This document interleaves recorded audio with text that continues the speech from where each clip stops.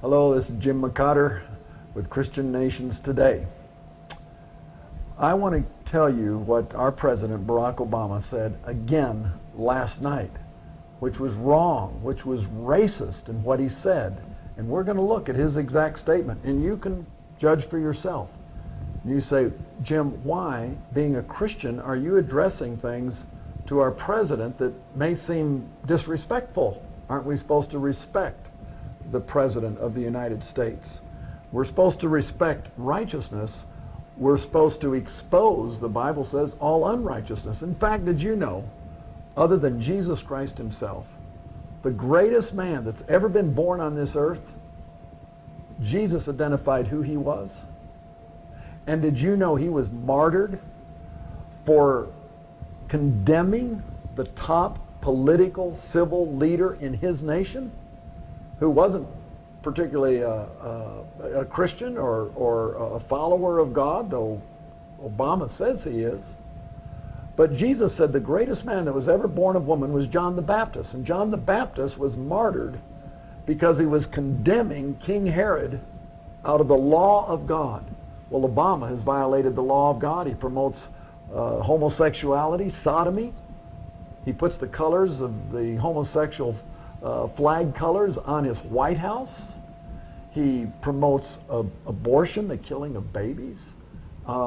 He's violating the law of God again and again and again. And Jesus said in Matthew chapter 11 and verse 11, Jesus said, I tell you the truth, of all who have ever lived, none is greater than John the Baptist himself. And he said that when he was in jail, right before he was beheaded, not necessarily for giving the gospel to King Herod, but for telling King Herod that he was doing something against the Mosaic law. Well, Obama, that's why I feel not only liberty, but I feel mandate, as every Christian should, when we've got a civil leader that's violating God, the supreme commander. And Obama is not our supreme commander.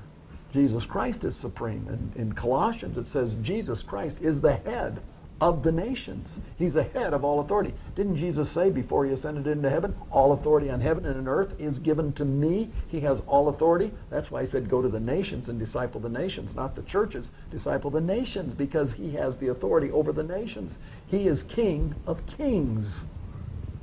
Now listen, because of that, I'm going to tell you what Obama said.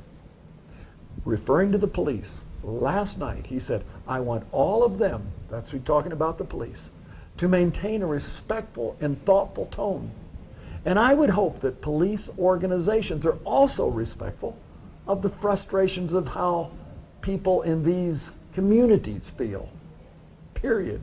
Close quote. Now, on the surface, that sounds appropriate and doesn't seem wrong. But think of what he said. First, he says, I want the police to be respectful. I want the police to be thoughtful.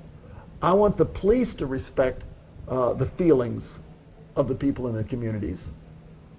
Okay, but what did he say about the rebel rousers that are creating riots in the streets? He's saying to the police that's trying to keep law and order, you need to respect those people. Now, if you have a Bible, look up Proverbs 28 and verse 4. The Bible says, to complain about the law is to praise wickedness.